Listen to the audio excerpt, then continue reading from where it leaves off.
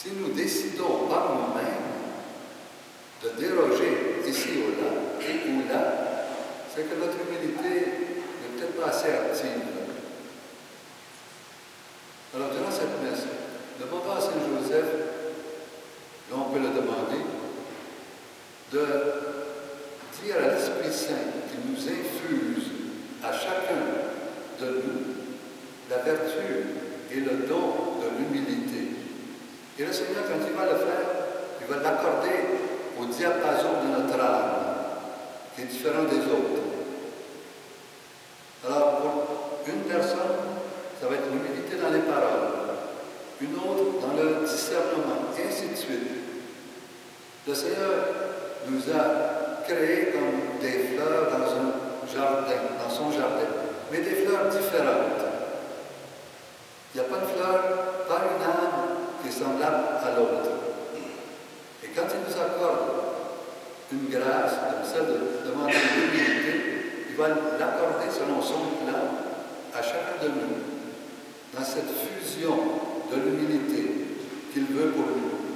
Lui, Dieu, comme Jésus, a toute l'humilité en perfection. Et il a été très humble aussi, Jésus. L'humilité ne nous empêche pas d'être heureux, joyeux, plein de sérénité. Au contraire, malgré les épreuves, nous devrions garder cette joie.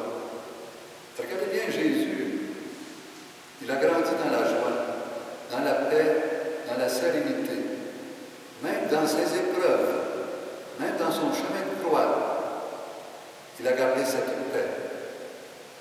Il n'a pas crié, vociféré, pourquoi vous faites ça, vous allez voir.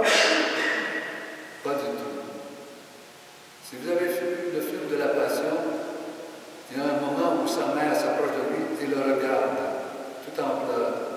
Pauvre Jésus. Il n'a pas besoin de parler, il se communique de cœur à cœur, d'esprit en esprit. Mais Jésus, il lui dit, avec un sourire, un œil fermé par le sang, la sueur et les crachats, il dit, maman, c'est une nouvelle ère de paix, de joie qui s'inaugure. Alors, quand il a gardé cette paix, c'est qu'il l'a reçue. Il a eu un exemple de sa mère et de son père. Eux ont gardé la paix, même dans la pauvreté. Alors, si nous avons des épreuves, gardons cette humilité, cette petitesse. Au nom du Père et du Fils et du Saint-Esprit. Nous allons nous lever pour dire notre foi en Dieu. Vous êtes à la page 8 dans votre prière d'église.